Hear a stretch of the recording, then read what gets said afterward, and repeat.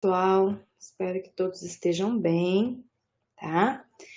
Dando continuidade à nossa disciplina de biogeografia, hoje nós vamos conversar um pouquinho sobre os fatores que são fatores limitantes, né?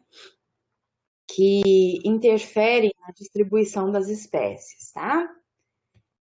Não teremos novo fórum, apenas o que já está disponibilizado na semana passada, que já foi disponibilizado na semana passada, para que vocês consigam proceder aí à discussão no com base no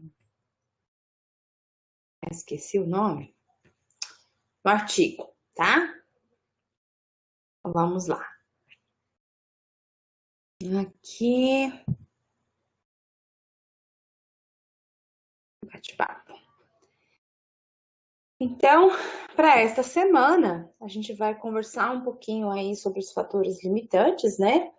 E eu tô finalizando aqui o módulo, né, do Canvas, então quem entrou vai lá dar uma olhada, vai ver que ainda não está disponibilizado. Mas está. Eu vou subir aqui o PDF, né, com a apresentação da aula que a gente começa a conversar agora, certo? Então, sejam todos bem-vindos, espero que vocês estejam bem, que estejam tranquilos. Vocês não estão me ouvindo?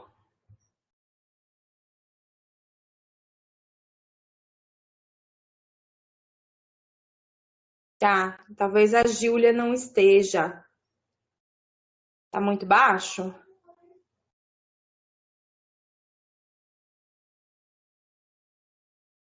Não, então tranquilo. Júlia, tenta desligar e ligar ou entrar novamente. Eu percebi que você comentou que o seu tá mudo. Deixa eu ver aqui para mim se aparece você. Não, para mim eu não tenho nenhuma notificação que você esteja. Ah, olha só, para mim mostra que você não está ouvindo mesmo.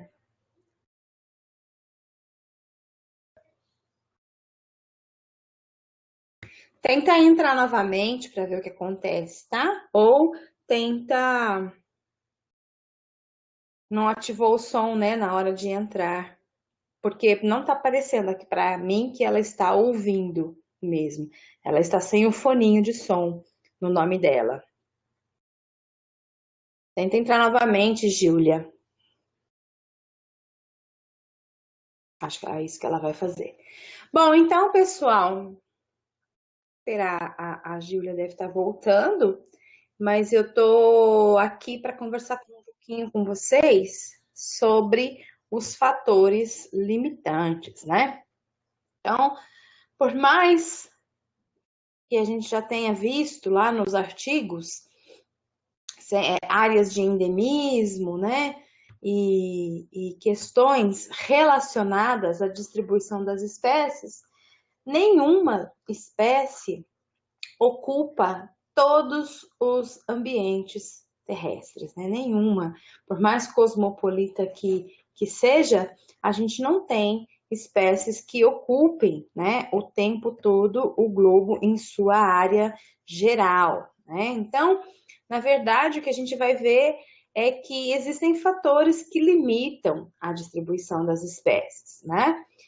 Mas, embora a gente ainda tenha esses fatores que limitem e que nenhuma espécie, nenhum organismo, né, é encontrado em todos os lugares do planeta, mesmo assim, a gente ainda tem alguns organismos que habitam ambientes que nós chamamos de ambientes mais extremos, né, cujos requisitos ecológicos são mais diferenciados, né? Então, a gente pode dizer que conhecemos algumas espécies que são espécies extremófilas, aquelas que vivem em condições mais extremas, né, do ambiente. E aí, em termos gerais, fatores que vão acabar influenciando a distribuição das espécies, elas estariam relacionadas com o clima, né? Se a gente for ver, existem os fatores relacionados ao clima, e aí a gente precisa lembrar, né, da questão da temperatura, da questão da chuva, da questão dos ventos, né? O efeito da latitude, o efeito da altitude, né? Tudo isso vai acabar influenciando. Então, se a gente for lembrar, né, a incidência dos raios solares ao longo aí da... deixa eu projetar aqui para vocês, que talvez fique mais tranquilo essa imagem. Peraí. Aqui. Deixa eu tentar projetar. Aqui. Então, o que eu estava dizendo, né, é que muitas das espécies, ou todos os organismos, eles sofrem efeitos que acabam influenciando ou mesmo controlando a sua ocupação ou a sua distribuição no planeta, né? Um dos efeitos que a gente tem que considerar é o clima. Depois eu vou disponibilizar isso para vocês, tá? Podem ficar tranquilos. Porque o clima considerando, né, a latitude em termos de incidências dos raios solares. Então, quanto mais próximo do Equador, maior é a incidência dos raios solares. Quanto mais distante do Equador, né, o ângulo de incidência aí ele vai mudando. E por conta disso, nós teremos aí temperaturas que são temperaturas menores. Então, só lembrando, né, o Equador aqui é o nosso zero, então é a menor latitude em que nós temos, né? E os polos é o nosso 90 graus, ou seja, a maior latitude que nós observamos, tá? Deixa eu ver aqui o bate-papo. Eita, tem gente no mudo hoje. Eu vi que a página atualizou, porque os ícones estão todos diferentes, mas se começar a dar problema, a gente vai ter que olhar isso direitinho. Então, com relação ao clima, né, vale lembrar, vale observar sempre a questão da temperatura com relação à latitude, né, que vai acabar influenciando a distribuição dos organismos, e também a altitude, né? Nós temos condição, e existem alguns exemplos na natureza, né, de termos aí altas altitudes em pleno latitude zero, né? Próximo aí do Equador, nós temos o Kilimanjaro, no leste da África, e se vocês puderem observar, nós temos aí gelo, né? Uma baixíssima temperatura, e isso acaba interferindo também na distribuição dos organismos, certo? Então é sempre bom olhar esta parte aí da latitude e da altitude quando o assunto é o clima, tá? Se a gente for considerar o efeito da altitude, né, nós vamos acabar tendo aquela história, né, do ar ficando cada vez mais fria conforme a gente sobe, né, ou conforme a gente tem uma altitude maior. Então, existe uma relação de queda de 10 graus por quilômetro de altitude. Por conta da expansão dos gases, né, ele sofre aí o resfriamento adiabático por conta da pressão, né, e aí você tem o ar rarefeito em altas altitudes e dando a sensação térmica de mais frio. Então, isso também vai acabar alterando, tá? Os ventos também a gente tem que considerar, né? É mais uma vertente, mais um atributo aí do clima, né? E nós teremos as correntes de circulação formando as nossas células de correntes convectivas, né? E que atuam na circulação atmosférica, né? E isso acaba influenciando os padrões eólicos, os padrões aí de modificação, os padrões de alteração da circulação e, portanto, controlando um pouco a temperatura, tá? Isso em termos de circulação atmosférica. Não estou falando ainda em termos de circulação de corrente marinha, tá? Apenas a atmosférica. Então, a gente tem, né, a zona equatorial, aí no nosso zero. Nesta zona equatorial, a gente tem a calmaria das correntes convectivas, porque nós iremos observar um padrão ao norte e outro padrão ao sul, né? E por conta do efeito Coriolis, né, que vai acabar influenciando os ventos de superfície, tá? Aí sim, os ventos de superfície irão agir ou interferir nas correntes oceânicas, tá? Então, nós temos aí no hemisfério norte, né, as correntes convectivas girando no sentido horário, né? E aqui, por conta aí dos ventos alísios, né? Vocês podem observar as setas trazendo o efeito da circulação, né? Dos alísios que vêm de nordeste e ao sul os alísios que vêm de sudeste. Então, isso vai gerar padrões de circulação distintas na nossa atmosfera. Tá? Então, você pode acabar observando a circulação das frentes polares, né? E o sentido aí de movimentação, que é o que o pessoal chama de células de Hadley, né? Que foi a pessoa que descobriu esta diferenciação aí na circulação, tá?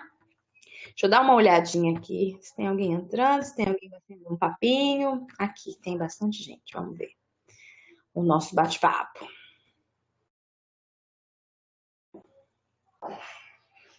Ah, tá dando problema ainda? Coloca só no ouvir normalmente. Ih, Matheus não conseguiu ainda. A Júlia já resolveu? Deixa eu ver aqui como que ela tá. É, parece que sim.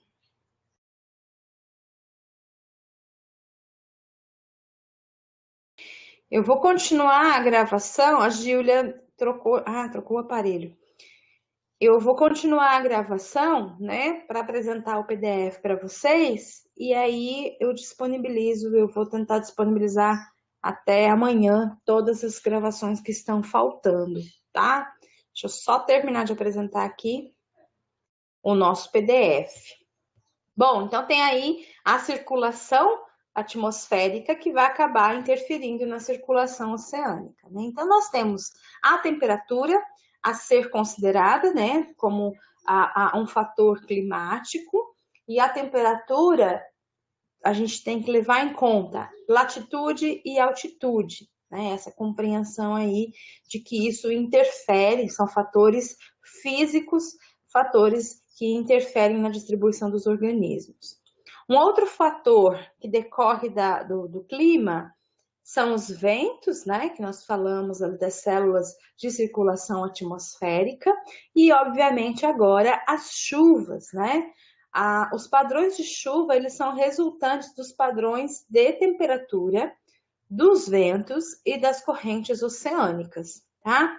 O ar quente, ele absorve vapor de temperatura dos continentes e dos oceanos, e enquanto ele estiver mais frio, e quando ele estiver mais frio, ele vai atingir o ponto de condensação e acaba chovendo, né? Então, é um controle aí da interferência entre as correntes de ar quente e correntes de ar frio. Oxe. Com base, né, na temperatura e nos padrões de chuva, a gente vai observar uma distribuição climática aí no planeta. Nós temos uma série de classificação, né, mas uma das classificações bastante utilizada é a classificação de Strahler, e que a gente consegue observar climas quentes, climas frios, climas temperados e climas de altitude. Então, todas essas descrições, elas trazem um fator de maior influência. Então, por exemplo, a gente vai ter nos climas quentes, que são as cores aí variando do violeta até o amarelo, a gente vai ter, né, o equatorial, tropical úmido, tropical seco, aí depois nos frios, né, polar, subantártico, subártico, desértico, continental. Então, todas essas questões aí os temperados e o de altitude. O de altitude é o clima que tem a maior interferência por conta aí dos seus padrões de altitude, tá? É o que vocês podem ver, por exemplo, aqui no norte da Índia, por conta das questões aí dos Himalaias, né? Bom, ainda como, né, a interferência nos padrões de distribuição, a gente vai ter os solos, né? Desde o solo bem primitivo, ainda muito próximo da rocha-mãe, sem ter uma boa camada de solos, né?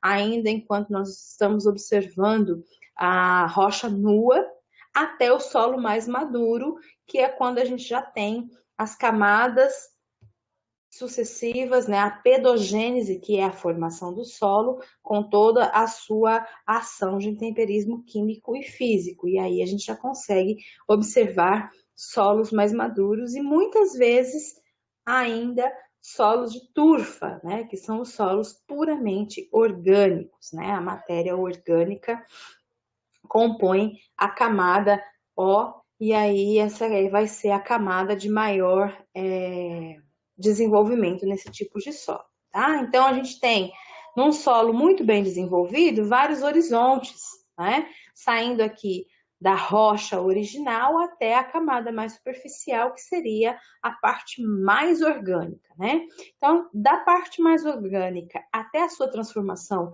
de rocha, a gente vai ver vários horizontes, né? Cada vez menos orgânico e mais mineralógico, né? Nessa transição aí, saindo do horizonte orgânico até o horizonte de rocha primária, tá? E aí, ambientes aquáticos, nós teremos outros fatores que acabam interferindo, além desses, né? De clima, e temperaturas, chuvas e etc., que a gente acabou comentando, nós temos também alguns fatores físicos, né, aqui dentro do ambiente aquático, que devem ser considerados, principalmente naqueles que influenciam na distribuição dos organismos, que seria a salinidade, a luz, temperatura, nutrientes, né, pH e pressão. Todos esses fatores, eles apresentam influência naquilo que a gente chama de estratificação. E a primeira estratificação que nós observamos dentro aí do nível de água é a estratificação termal, tá? As águas superficiais, elas são mais quentes e as águas mais profundas, elas são mais frias. E aí a gente tem o termoclino, né, que é a mudança na temperatura entre a camada mais superficial e a mais profunda. Esse termoclino, ele é um fator de referência, ele é um nível de referência e ele varia de profundidade em várias situações, tá? Várias regiões climáticas. Deixa eu dar uma olhadinha em vocês aqui. O bate-papo tá ok. Então, vamos lá. Deixa eu terminar de apresentar. Então, nós teremos, né, nos ambientes aquáticos, a zona fótica, né, que é uma linha limítrofe, né, uma região aqui que vai estabelecer uma linha limítrofe, né, para que a gente possua esta diferenciação aí do termoclima. Então, a gente vai ter a região bentônica, né, a região mais profunda, né, a zona do litoral, que é exatamente onde nós observamos interferência, né, dos padrões de corrente marinha portanto, condições oceânicas e também dos padrões de fluxos continentais, né? Então, por exemplo, chegada e deságue de rios, trazendo sedimentos do continente. Então, a zona de litoral, ela é uma zona de transição, ela sofre influência tanto do ambiente marinho quanto dos ambientes continentais, que ela está aí na região de circulação e na região de transição, digamos assim, né? No nosso termoclínio, a gente vai ter, ou na zona fótica, né, a gente vai ter um nível aí que muda muito de uma região para outra, mas que ele vai apresentar uma tolerância com relação aos nutrientes e a todos os fatores, em termos gerais. Vai apresentar uma interferência com relação à luminosidade, vai variar, né, do nível mais profundo para o nível mais raso. Vejam aqui, né, a limitação da luz. Nós temos aqui no 1%, a luz, né, nesse primeiro amarelinho aqui, chegando aqui na zona eufótica, ela vai chegar até os 100% de luminosidade. Então, não só a luminosidade traz aí, se nós formos considerar próximo dos 100 metros de profundidade para este exemplo aqui, nós temos uma estratificação com variação em vários fatores, né? A limitação de nutrientes, então a gente vai observar também, né, a porcentagem de nitrogênio variando muito da zona, digamos aqui, né, de 0 até mais ou menos 100 metros, chegando aqui, é só acabar observando, né, nas cores, se vocês conseguirem. A gente também vai ter, por exemplo, clorofila A variando bastante, né? A gente tem o pico aqui próximo, também da mesma profundidade. Nós vamos ter o carbono orgânico, né? Também, né? A quantidade de carbono orgânico variando bastante. Aí a gente sai do 20, aí tem o pico e cai demais após os 100 metros de profundidade. E a temperatura também, né? Aí mudando, né? Então vocês podem observar uma mudança de até 10 graus aqui, e com base na temperatura a gente vai ter uma parte aí de água misturada, né, com temperatura mais misturadinha na água, e uma estratificação que ela é obviamente imaginária, né, ela flutua, não é que ela é imaginária, é o nível em que flutua bastante, oscila muito de acordo com a região a ser considerada, mas essa estratificação a gente tem, se for considerar em termos bem gerais, o raso e o profundo, a gente tem uma série de fatores que modificam com a profundidade. E isso certamente influencia na distribuição dos organismos planctônicos, na distribuição dos organismos bentônicos, tá? Circulação oceânica, nós temos também uma circulação vertical, ela é mais baixa, né? Vertical é a circulação que vai acabar misturando aí os níveis de estratificação. Não é tão comum, né? A gente só observa, ou a gente observa com mais frequência a circulação vertical na área de ressurgência, ou seja, nas proximidades aí do continente, né? Na plataforma interna, mas porém mais próxima aqui do continente. E a circulação horizontal, ela é altamente complexa, porque ela depende da densidade da água, dos efeitos de salinidade, e ela resulta da influência da circulação atmosférica, tá? Então, correntes de ressurgência são águas que sobem, né? E traz, com isso, por conta dessa mistura, a chegada de nutrientes e compõe uma maior produtividade. Então, se a gente pegar esse exemplo aqui, nós temos a costa, o fundo marinho, né? A corrente de ressurgência, vejam, ela está trazendo, né, a água mais fria, chega na região mais rasa, e aí ela sobe aqui, ascende à superfície e retorna, tá? Então, ela vai fazendo esse círculo aqui, por isso que ela é uma corrente de ressurgência. As correntes de ressurgência são importantes por reciclarem os nutrientes, né? Então, toda a parte de produtividade, toda a parte biológica, ela é dependente, toda a biodiversidade da plataforma interna, ela é dependente aí das correntes de ressurgência. Deixa eu dar uma olhadinha aqui em vocês. Bate-papo. Tá ok, tá ok. Certo, então vamos só prosseguir mais um pouquinho, né? Só para vocês lembrarem, não sei se vocês já tiveram contato com essa nomenclatura, mas a plataforma continental, ela tem um nome, né? E esta plataforma continental, talude continental ou com sopé, elevação continental,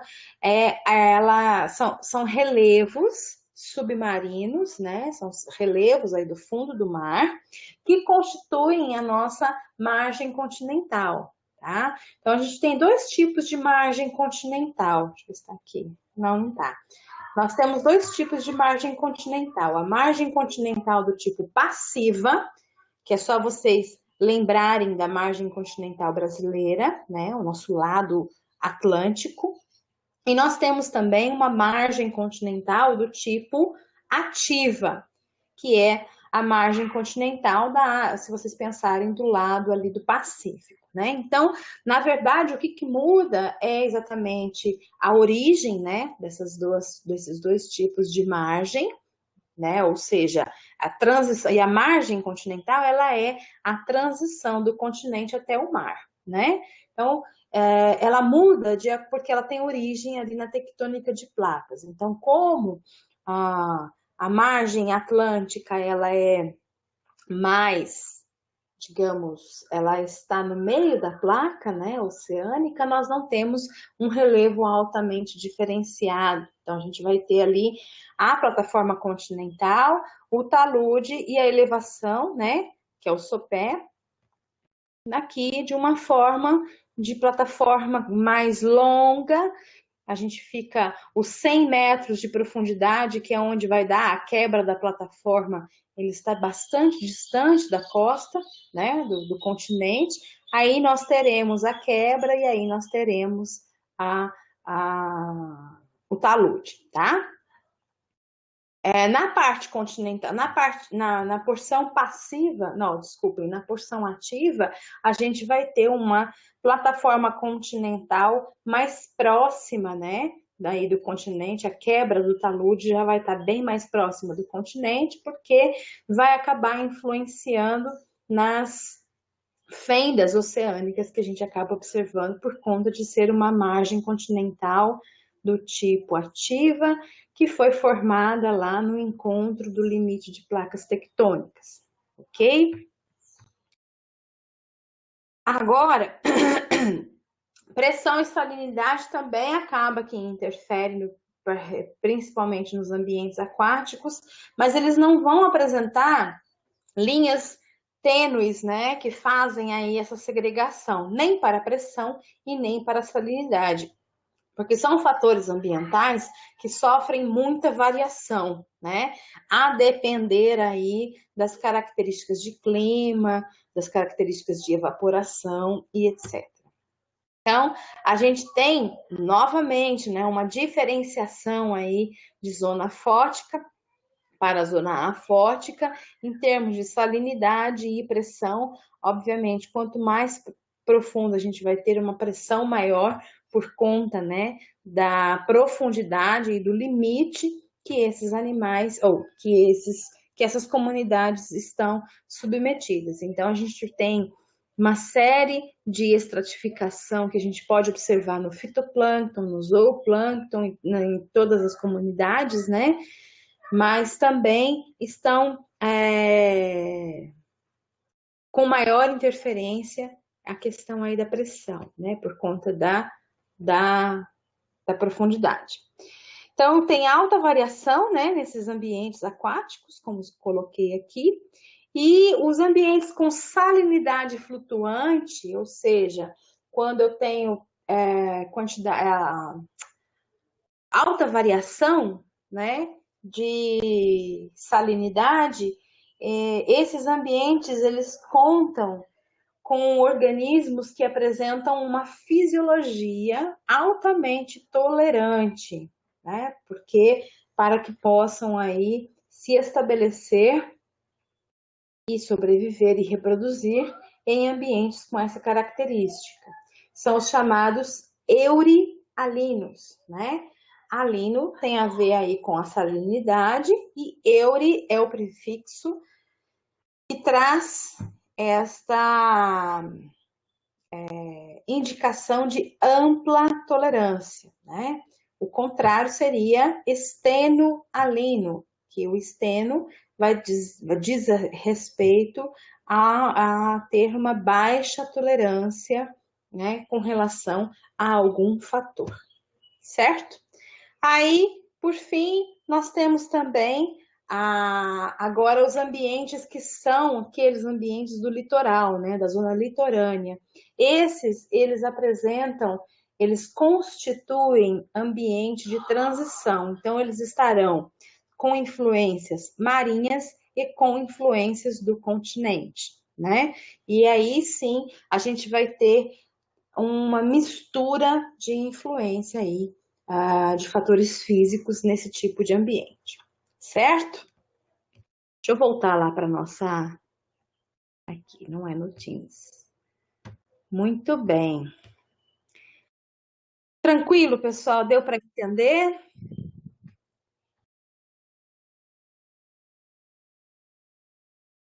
Certo. Esse PDF que eu apresentei para vocês, eu vou disponibilizar agorinha aqui no Canvas, tá? Eu não consegui carregar antes da aula, deu um problema aqui. Então, assim que a gente finalizar, eu vou abrir o módulo e eu vou carregar esse PDF para que vocês possam ter o registro, né, desta aula, certo? Para essa semana, eu não vou apresentar nenhum fórum novo. Vocês podem trabalhar no fórum que já foi disponibilizado, né, na semana passada. Quem ainda não fez, aproveita para fazer. Quem já fez os três, porque os três estão abertos, também tranquilo.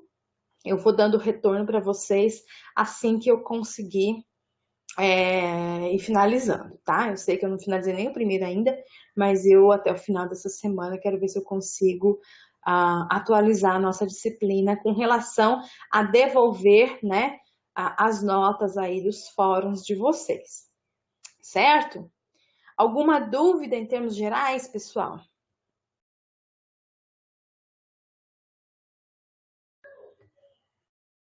Não, não é aqui. Espera aí. Pode fazer, Lucas. Enquanto isso, eu vou abrir aqui o portal docente.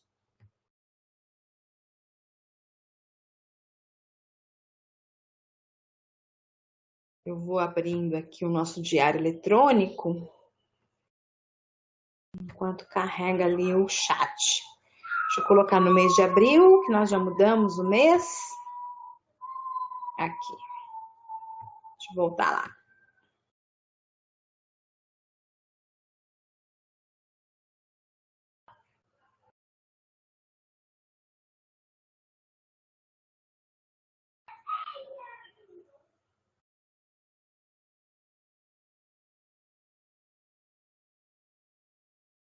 A questão são as evidências, né, Lucas? Essa história voltou.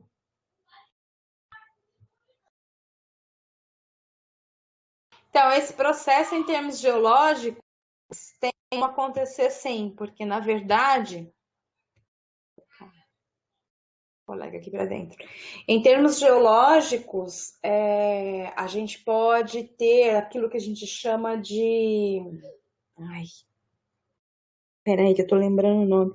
Subsidência, né? Então a gente vai ter, por exemplo, existem momentos na evolução aí do planeta em que nós temos um bloco de massa, pensa num bloco aí de continente, né? E esse bloco de continente ele passa a ser falhado, no meio do bloco, digamos assim, e eu vou ter, né, falhas geológicas que vão abater uma parte, né, deste continente, porque ele está gerando uma nova placa, um novo limite de placas, digamos assim. Então, ele estava um único continente, ele vai romper em dois, e nesse momento que ele vai romper em dois, eu vou ter um abatimento que a gente chama de uma estrutura de Horst e Graben, que é quando você tem ali um monte de falhas que vai abater um pouco desse continente, né? Sofrendo aí subsidência, com falhas geológicas. Aí nós vamos ter uma ativação da tectônica, né? Até que a tectônica, anomalias térmicas, aí nós vamos ter esse abatimento das placas, a tectônica começa a ficar muito ativa, e aí nós vamos ver o resultado em rupturas. Então, assim, parte dessa rocha que estava formando uma placa única, ela é perdida, ela é reciclada para o interior do manto. Então, geologicamente falando, isso pode acontecer, né? E já aconteceu várias vezes, tá? Agora, a ponto, né, de um continente todo, né? Aí fica um pouco mais, digamos, um pouco mais no imaginário, né? Mas é possível, a gente tem perda, né? Nesse momento aí da fratura, a gente vai ter perda de material, né? Porque parte das rochas voltam para o interior, na reciclagem, lá na zona de subducção, e a gente vai ter ganho, por outro lado, porque muitas vezes, quando faz essa ruptura, a gente vai acabar observando uma placa que era única se distanciando em duas, né? E aí, nesse intervalo, no momento em que ela se distancia, a gente vai ter injeção de material magmático formando o assoalho oceânico. Então, na verdade, os oceanos nascem dessa forma, né? Da ruptura de um continente. Então, você recicla o material, né? Você incorpora para o interior da crosta uma certa quantidade, mas em compensação, vem aí um derramamento de basalto que vai formar a crosta oceânica por onde vai se estabelecer um novo mar, que nasce doce, com o tempo vai ficando salgado.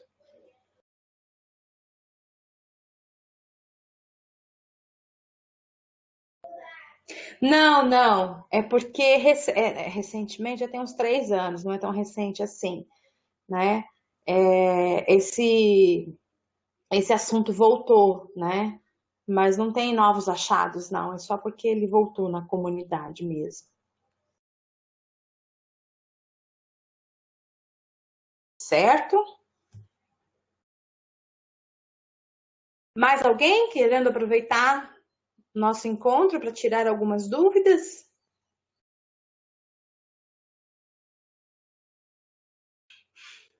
Bom, pessoal, eu vou organizando a nossa chamada aqui, ó. Mas fiquem à vontade para colocar as perguntas de vocês aqui no bate-papo, tá? Ana Beatriz, certo. Ana Carolina Tobias, também tá aqui. Ana Carolina Espanholo,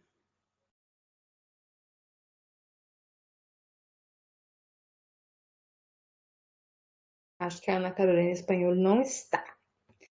Beatriz Santos, Camila, aqui. Carolina Bassan,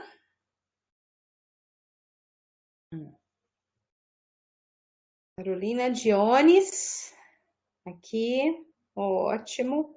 Gabriela, deixa eu ver qual que vem primeiro. Gabriela Ganzelli, Gabriela Larissa, as duas estão presentes. Gília, Gustavo Cruz Lima. Gustavo Souza. Gília. Uhum. Gustavo e Gustavo.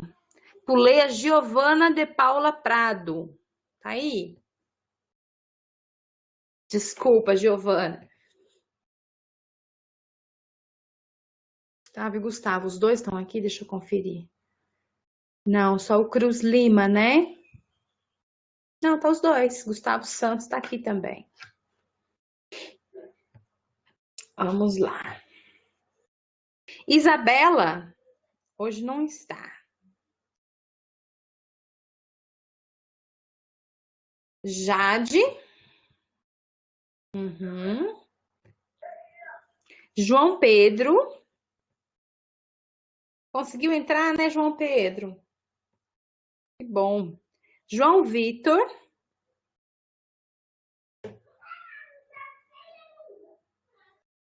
Aqui, João Vitor, João Pedro. Júlio César de Carvalho e o Júlio César de Souza. Juliene. Júlio César Ramos. Vamos ver qual que é. Aqui é o de Souza. Muito bem. Juliene, tá aí.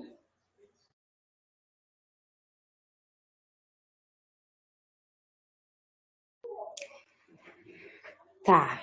Matheus. Não, mas Matheus ainda falta. Espera um pouquinho aí, Matheus.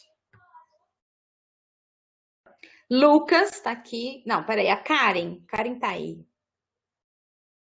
Ou ela caiu? Presente. Ah, tá aqui, ó. Não te vejo aqui na minha listinha, Karen. Acho que eu já tô lá embaixo. Lucas. Luiz Felipe. Uhum. Peraí que o João Pedro quer entrar. Isso. Maria Eduarda Alves, Maria Eduarda Bisinotto. Ué, tá aqui. Luiz Felipe, Maria Eduarda, Maria Eduarda. Maria Fernanda Franco.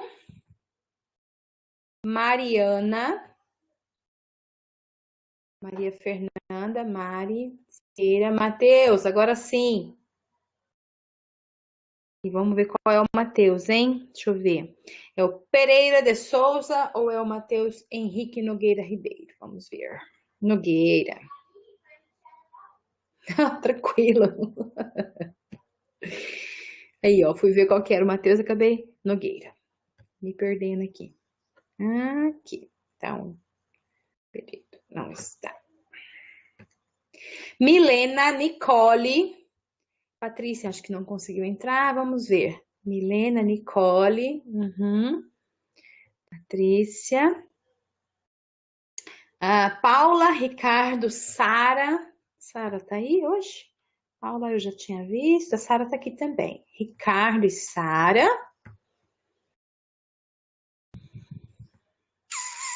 Silmara também não tá vindo.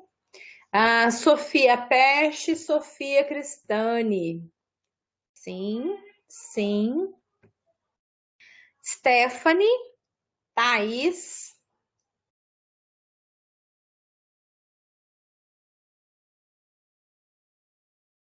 Stephanie também não está. Tiago e Iago. Tiago tá por aí hoje. Iago está. Wesley, faltou Wesley, desculpa, deixa eu colocar aqui. Iago, aqui, a Thaís tá aqui. Stephanie não está.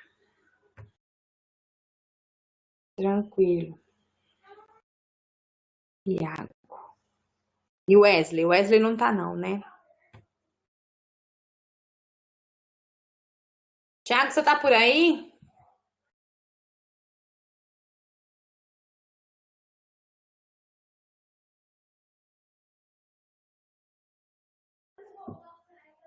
por aí. Logou aqui, mas eu não consigo falar com ele. Deixa eu salvar isso aqui. Não, tá certinho. Bom, pessoal. Então, por hoje é somente isso. O PDF que eu conversei com vocês hoje, eu vou disponibilizar ainda hoje ali no Canvas, tá? Desculpem não ter feito isso antes, mas é que deu uma travadinha básica, eu precisava abrir a sala. Acabei até atrasando.